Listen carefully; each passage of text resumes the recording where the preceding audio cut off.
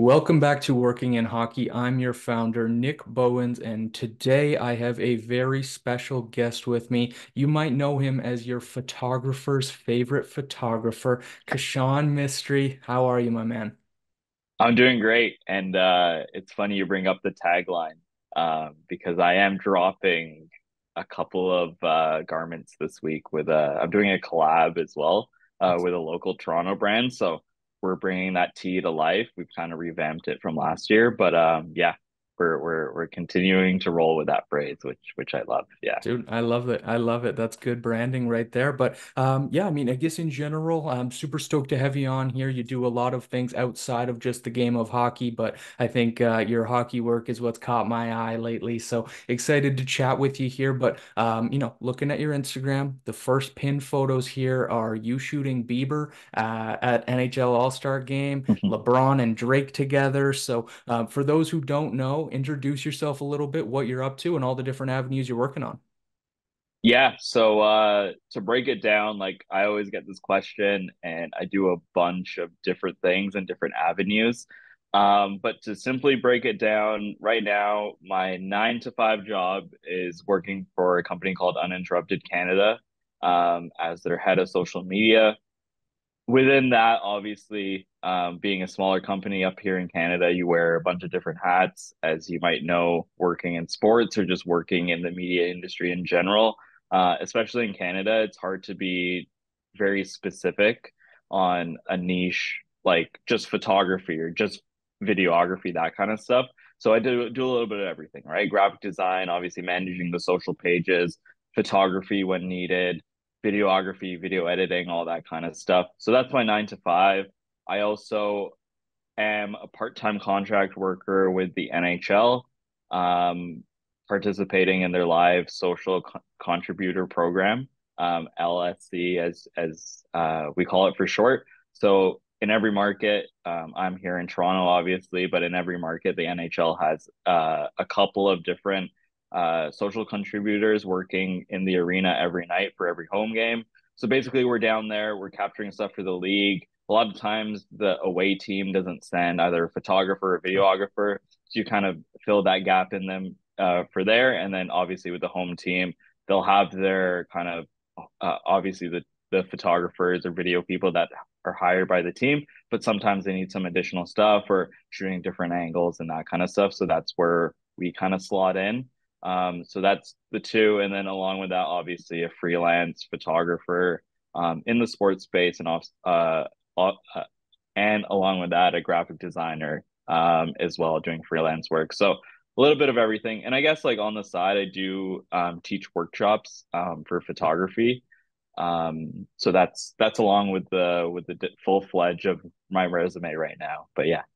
Perfect. No, that's a perfect overview. And honestly, it feels like the more of these conversations I'm having, like it's more and more prevalent that, like you said, people are kind of jack of all trades. Like you say, I know most of your work from your photo and video that you're doing, but it's so crucial to have different skill sets, different abilities under your belt, right? Like graphic design, I know you've touched on that was kind of one of your earlier endeavors, right? With Mhm. some graphic design, you were shooting concerts and music festivals and things, and now you're doing social and video and photo. Like, talk to me a little bit about diversifying your skill set and the importance of that in today's content world.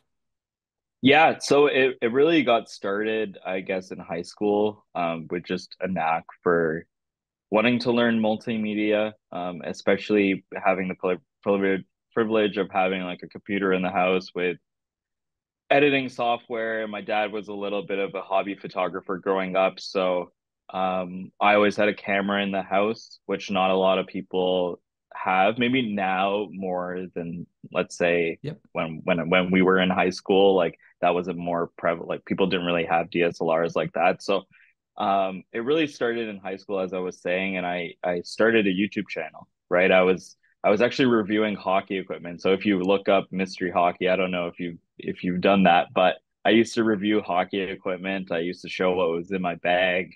And what I would do is I would come home from, let's say, high school at the end of the day, so 3 o'clock, 3:30, and I would literally be calling brands. So I'd hit up Easton, Bauer, Warrior, like, And I was whatever, 14, 15 years old, this kid just calling, asking to speak with people's marketing departments.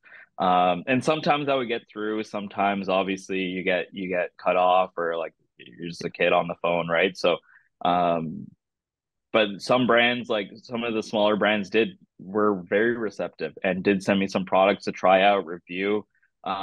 Looking back at it now, I had 1,000 subscribers on the YouTube channel, which was pretty cool. And that kind of got me into like, oh, like creating content and like editing videos and like whatever, doing photography and stuff. And that really like inspired me. And like growing up, I always loved sports. Like when I was in grade three, I can remember like starting to get into hockey through my uncle and my cousin. And my first like dream job was actually to be a commentator, like a Okay. hockey commentator. And so, like, even playing the NHL games growing up, sometimes I would mute the game and commentate on the game itself. And then, so I always wanted to work in sports. Obviously, I wasn't good at, like, I started playing hockey pretty late in grade six. So I knew I wanted to be involved with sports, especially hockey, at a very young age growing up. And I knew I was going to be behind the scenes kind of thing too. And then also in middle school or early in high school, you obviously know HBO's 24/7 Yeah. series kind of debuted in the hockey space in the Road to the Winter Classic, and I saw hockey being shot like a movie. And I'm sure it's been shot like that in ways before, but I've never seen it. And 24/7 was the first time I was like, oh, like you can have real cinema to hockey and like shooting from different angles, and it's not just the broadcast angle. And that really like I really gravitated towards that. And I told myself, yeah, I want to work in the space somehow, some way. And then through that, obviously starting the YouTube channel, starting to learn Photoshop as well, and doing little like hockey edits of my favorite players and then posting them on Facebook and like getting my friends to comment, and I would tag them in it, being like, hey, like what wallpaper should I make next, and all this kind of Yeah. stuff. And like it's so funny looking back at it now. Like I do this essentially for a living, right? Like Yeah. I'm creating content in the hockey space, I'm doing graphic design, and like coming back to it, like your initial question, why like being a jack of all trades is really helpful because it really helps get your foot in the door in different places, 100%. right? So kind of going forward, like my first break, I guess, in sports was while I was in university, and it was because of graphic design, and that's how I got introduced to like TSN and Bar Down, and I was the first in-house designer for Bar Wow. Down, which was kind of crazy. So. That was me in third year of university, and their head Dave Cricks reached out to me over Twitter after he saw one of my tweets making an edit of a Blue Jays player after one of their wild card games, and kind of was an intern there, and that was me kind of doing some work from home, but also going into the office once a week and really solidifying like hey, like you need like a graphic person, like Yeah. it's just essential now. And then looking back, that was 2016, so almost Sure. 10 years later, or yeah, 8 years later now, like they have a full team of graphic Yeah. designers and like all that, and working on the motion stuff and all that kind of stuff. So it's kind of cool to look back and be like, hey, like I was the first person aside, like at the time, like even Dave was doing graphics, like their Wow. head. So Yeah. like it was very bare bones, or they would get freelancers and stuff. But yeah, it was the first of that. And then that really helped me obviously with my sports career. Obviously, like while you're in school, that's your biggest thing, like coming out of school, right? Like either landing an important internship or an internship that turns into some sort of work, because that just relieves everything, right? You go to school obviously to get a job, or at least some sort of level up amongst people that don't go to school, I guess. And I think it's a little different now. Like I'm not an advocate to say like, oh, don't go to university or college, but I don't think it's so as necessary, especially in the sports world, as it was maybe 10 years ago. But yeah, I think I don't even know where we started on this one, but I think having a diverse set of skills has helped me every step of the way of my career, whether it's working at TSN or working at Yahoo Sports, working with MLB as well during COVID. And then now obviously with Uninterrupted, um, using all of my assets on a day-to-day basis, which is kind of cool. Totally. No, that's perfect. You're hitting on all the key points that I was hoping for there. So that's perfect. I think, like you said, being able to do all those different things came from your love of all those different creative outlets, right? Like even just hearing you talk about mystery hockey and your Yeah. initial graphics, like it's clear that you loved that stuff and you were super interested in it, and that's why you kept at it and found kind of your path with it there. Again, ton of things I could jump off of there, but sport media at Ryerson is one that I want to dive into. Tell me a little bit about your experience there, about being in Toronto, obviously, is beneficial compared to some other universities when it comes to sports and sports media. Talk to me about being in the city, the opportunities that you picked up through school there, and how you enjoyed the program overall.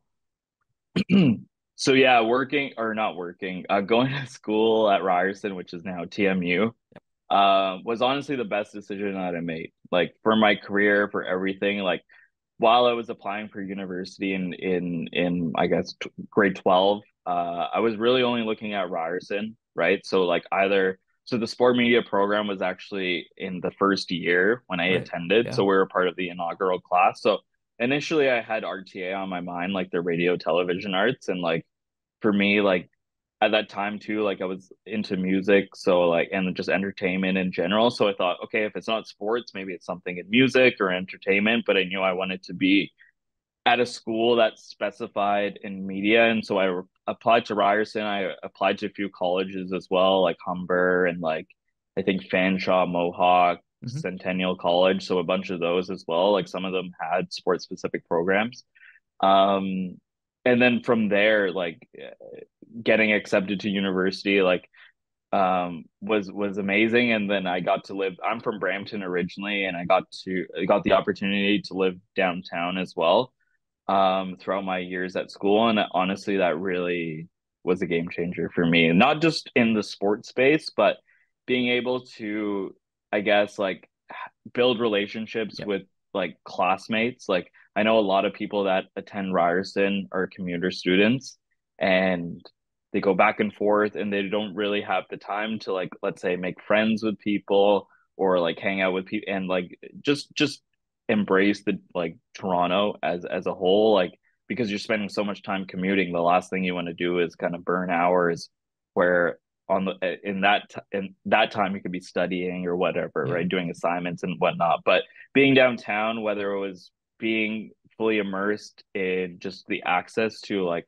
everything, like at the time, like you mentioned before, I was shooting concerts too, so having everything pretty much within walking distance or like a streetcar or subway away Yep. really helped me like practice photography, especially in the concert space. So like every week I was shooting some sort of concert, and like the like I was shooting like metal and pop punk and like hard rock and all that kind of stuff. So the access was a little bit easier rather than like, oh, every show is at Scotiabank Arena or Yeah. Budweiser stage or all that. So like the venues were smaller, but honestly, like having limited kind of production elements and these performances and all that really made me, and like concert photography, if you ask anyone in photography, it's like not an easy like thing to do, right? You're dealing with external elements. There's in these smaller venues, there's fans there, and like it's like dimly lit Yep. sometimes. So making the most of those opportunities. But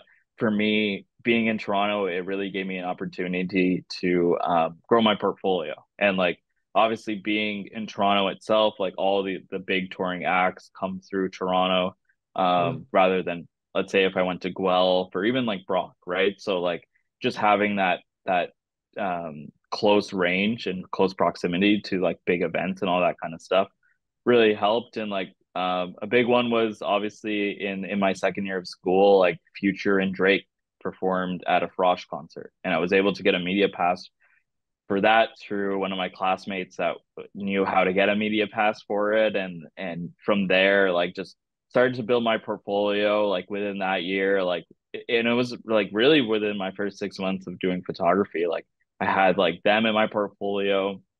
I shot a festival called Riot Fest which isn't it's still a thing in Chicago, but they don't come to Toronto anymore. But like Shot Tyler the Creator and like Hmm. Wu-Tang Clan and like Weezer and like all the and Alexis on Fire. So like all these big acts within like 6 months of Wow. officially starting photography. I was able to put together a nice portfolio, and then from there, kind of using that, whether it was me like applying to shoot shows on my own, like I didn't mention this earlier, but like along with Mystery Hockey, I also formed another YouTube channel called Solace Music TV with a couple other friends, and basically it was us interviewing bands and doing photography and videos of their live performances. So from a very early stage, and now it's crazy looking back at it, like more than 10 years ago, like I always had that kind of content creation Yeah. um behind me, right? Whether it was me being entrepreneurial and starting my own thing, or reaching out to people being like, hey, like I have this to offer. Do you have a position for me? Whether it's for pay or for me just getting more of a portfolio out of it or for the experience. But each way along the way, like every stop along the way, that it's been kind of this built on the same thing. Like I have a really good knack for media and just learning different things, and it's gotten me to where I am today, which is kind of cool. Yeah, no, that's an awesome story. And I think you kind of alluded to it there, and I've heard you mention it other places too.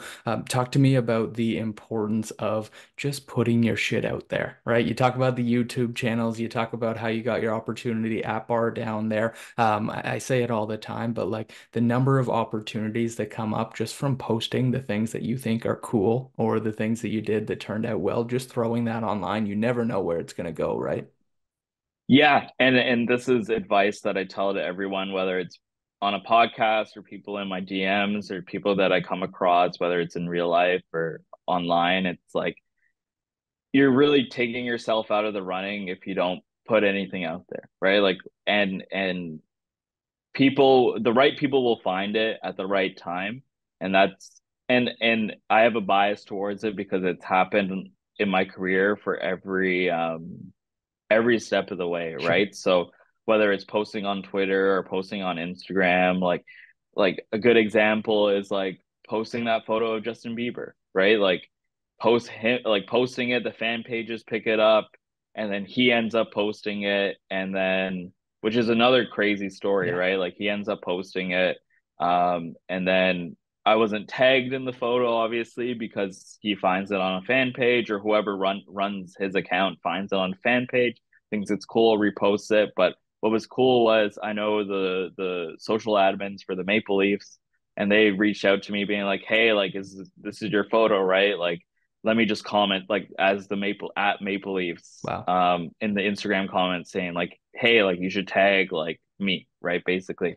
And so Justin went in, or whoever runs the account, and and didn't tag me, but like pasted like my Instagram link, which was very funny. And then it eventually it got fixed. But yeah, just the power of putting things out there, and what I say to people is like, let's say you're running a business, right? You're a videographer. You want people to hire you as and I had this experience a couple of weeks ago actually. Like I was working on a project, and there's a videographer there, and I looked up his Instagram, and there was only one post on it, right? Mm. And so as like I was like a talent in the video, but as like a person that's in the space, and I come across your page and you only have one post, I don't have a real sense of like why I should hire you, right? So again, like if you're infrequent when posting, or you just don't feel too confident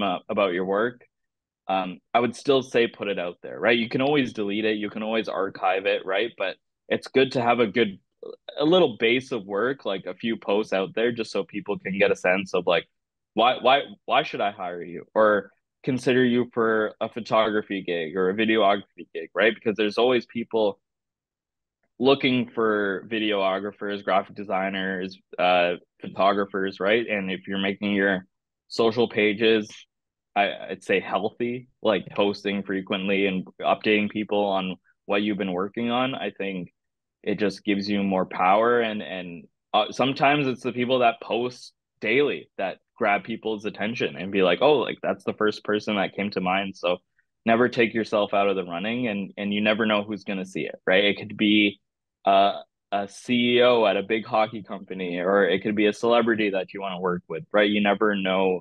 And that's the power of social media. Before, like 100%. it would be hard to access like certain people. Now it's like you can find them on LinkedIn, you can find them on Instagram, you can tag them, right? So I think little things like that, like use it to your advantage, right? Because you never know what's gonna come out of it.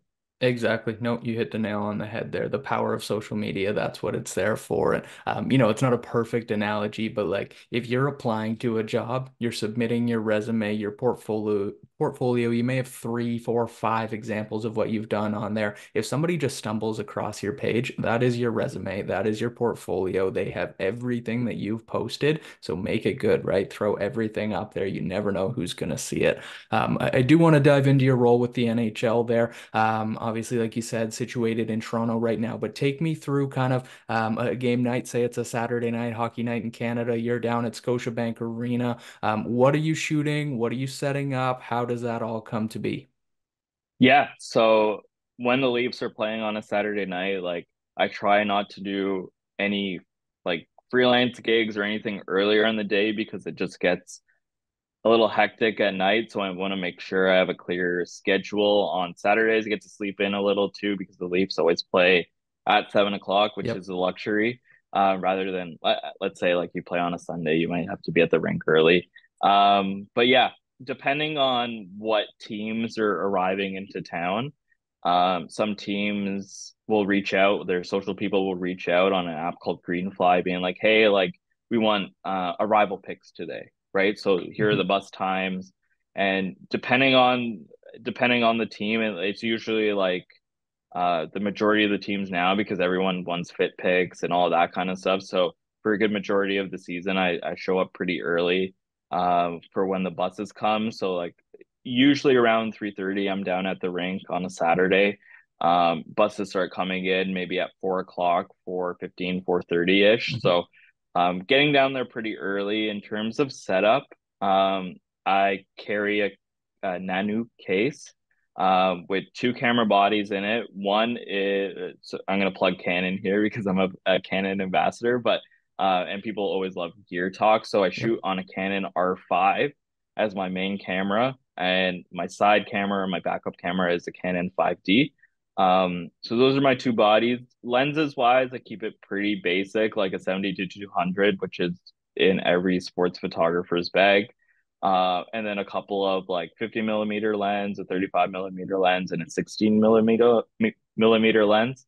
And that's pretty much my basic setup. I have a monopod with me, a mic. So for the majority of Saturday games, actually, the NHL schedules two of us to work. So for those games, I just focus on video because the other worker is doing photo stuff. So I go situate myself up where the broadcast cameras are usually. Sometimes I move around the lower bowl, but usually around section 108 in Scotiabank where all the broadcast cameras are. Mhm.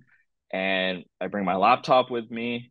And then I basically shoot the game. Um, Sometimes keying in on certain players, like in Toronto, obviously we have Austin Matthews. So really keying in on him, sometimes solely shooting him, let's say on a power play or certain instances of the game. And obviously towards the end of the season, he almost got to 70, but really exciting in the ring, kind of capturing him, scoring all the goals up to 69, which was really cool. And but yeah, kind of very simple setup. So breaking down the kind of what a game day looks like, getting to the rink around 3:30, 4 o'clock ish, setting up my gears, making sure all my batteries and memory cards are good to go. Reaching out to the away team via Greenfly just to see what they need during the game. Some teams send a video person, some teams send a photo person. So not doubling up on too much Yep. stuff. So if they send a video person, really focusing on photography, and most teams just want pics of goal celebrations, um, kind of general action shots so that they can use for period update graphics. And let's say a certain player is searching for a milestone, right? So during pregame, really emphasizing on them, or during the game, just making sure you capture their goal, or if it's an assist, making sure you have ample photos or videos of them. And yeah, basically during the game, how it works is we capture the content and we upload it directly on Greenfly, the app. Okay. And what that does is the teams have access to it, the players themselves have access to these photos and video, and the league has access to it. So if any big moment happens, like we use Slack at NHL, and basically if any photos or videos that are pretty significant happen, we send it through there just so their social platform editors know that it's come across, and we're putting emphasis on it. And depending on what it is, like let's say it's Austin Matthews' goal, usually it'll go up on Twitter, on Instagram, sometimes TikTok. But yeah, basically the job entails being very quick on the fly with your edits. And because I shoot video very quick, and that's why I use my laptop too, just to turn over things a little quicker. And like obviously now you got to account for different ratios, right? 16 Totally. by 9, 9 by 16, 4 by 5, sometimes 1 by 1. So accounting for all those in your export process, and I pretty much nailed it down in my Premiere, where I have all of them built, and it's very easy to Sure. export everything. And I put a little bit of a color grade and all that kind of stuff on it, just so it looks as best as it can. And throughout the game, just uploading, sending across, whether it is photo and video, and then pretty much up until the end of the game, like again, capturing the 3 stars or the goalie hugs at the end. And then once the game ends, you're pretty much done with work.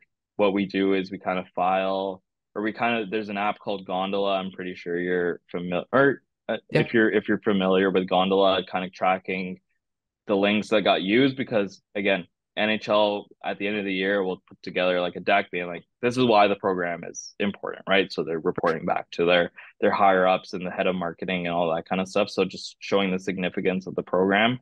But yeah, that's pretty much what the day looks like. And the same was when I did the job with MLB as well, just capturing content in the fly, turning it around as quick as possible, because again, we're in such a in the moment kind of Yeah. world where you want to see that angle on social media right away, whether it's a great picture or a great video.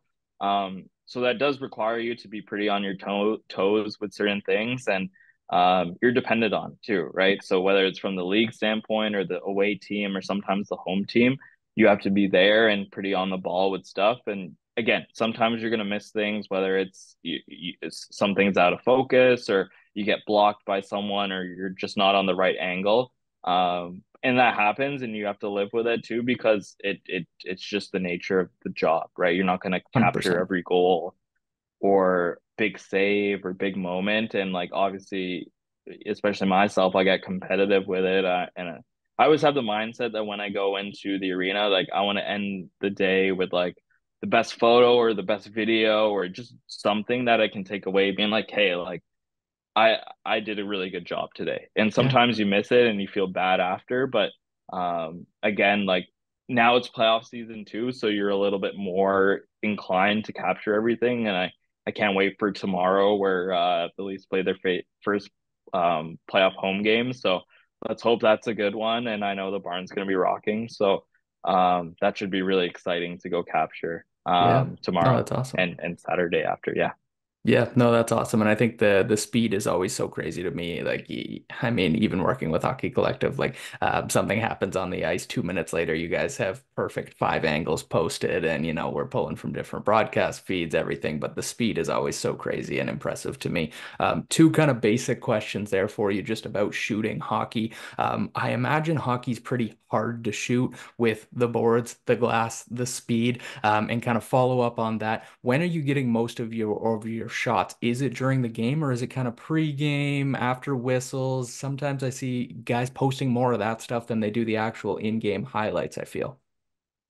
Yeah, so again, whether you're shooting photo or video, I think shooting photography for hockey might be the hardest out of all the sports. Yeah, Depending on which rink you're working out, obviously, if you're working at an NHL rink, you'll have a photo hole, and sometimes you're not guaranteed a photo hole too. Sometimes yeah, you're put on the glass, but there's no hole there. So Yeah. you're shooting through a glass, and that has its pros and cons. The pros are you have access to the whole kind of view of the rink, whereas like through the hole you're kind of limited through just the hole. So let's say celebration happens kind of right beside the hole, then what do, right? Do you shoot Yep. through the hole still, or take a step back, kind of capture everything on the glass? So there's that. And then hockey is just quick, right?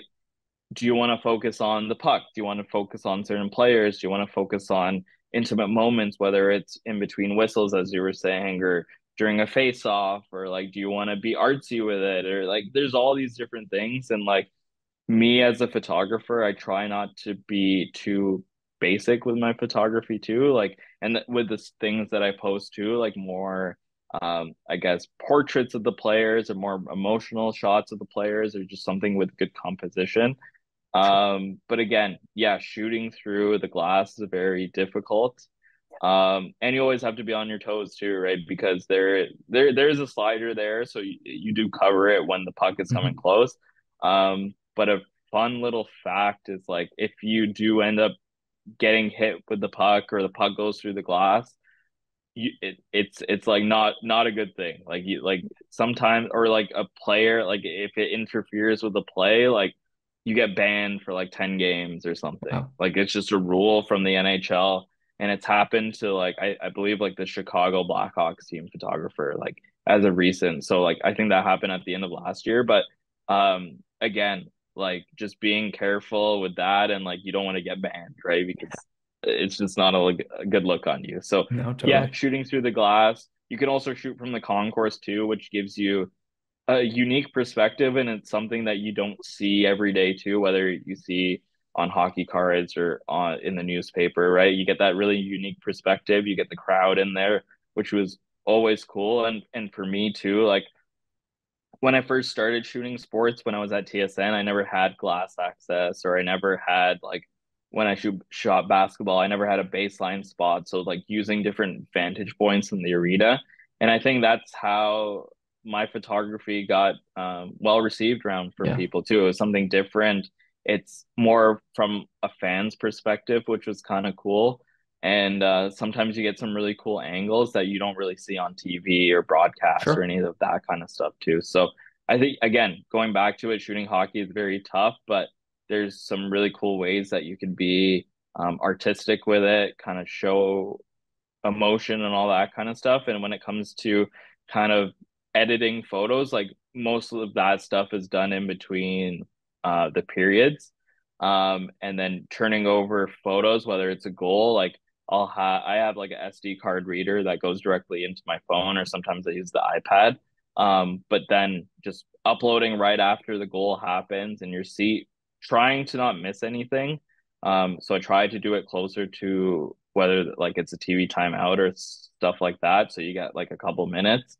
But yeah, uploading from there and then going back in at the end of the period and just making some tweaks, whether it's color correction or just making it look a little prettier. Because obviously, edited photos versus not edited photos Yeah. look a lot different. So but yeah, using your common sense and picking your time and place and just being on the ball with it, Awesome. which is kind of cool with the job. Yeah. Awesome. Tell me here to wrap us up, what is your best piece of advice somebody starting out in the photography, videography, cinematography industry today? What would be your advice and what have you learned throughout your career? Yeah, definitely what I said earlier about sharing your work is super important and being a sponge too, right? Like whether it's reaching out to people, you could definitely reach out to me over Instagram or DMs on social. The sad part of it is like doing a little bit of I wouldn't say free work, but portfolio work, Yeah. whether it is like if you want to work in hockey, like the local high school hockey team, or if you have a friend that's playing, just some sort of stuff to get your reps in and like really learn how to shoot the game. Because then you have that portfolio, you have that practice in, and when you do get presented with an opportunity to, let's say, shoot an OHL game or shoot a junior hockey game or even shoot an NHL game, it could happen, right? So being putting in the right work so that when you are presented with an opportunity, you're not taken aback by it, or you're not nervous for it. Obviously, there's nerves that come with it, but you're doing as much. It's just like playing sports, right? You're practicing, you're getting your technique down, all that kind of stuff. And when you're called upon, you're able to execute. 100%. Nope, that is great advice. Kishan, you're the man. Thank you for taking the time here. Tell the people where they can find you. Thank you for having me today. It's at Kishan Mistry on Instagram and at underscore Kishan Mistry on Twitter, which is now X. So you can find me there, all my work. And thank you for supporting. If you've supported so far, yeah, thank you. 100%, guys. You've definitely seen his work, and now you'll put a name to the face. See you next time on Working in Hockey.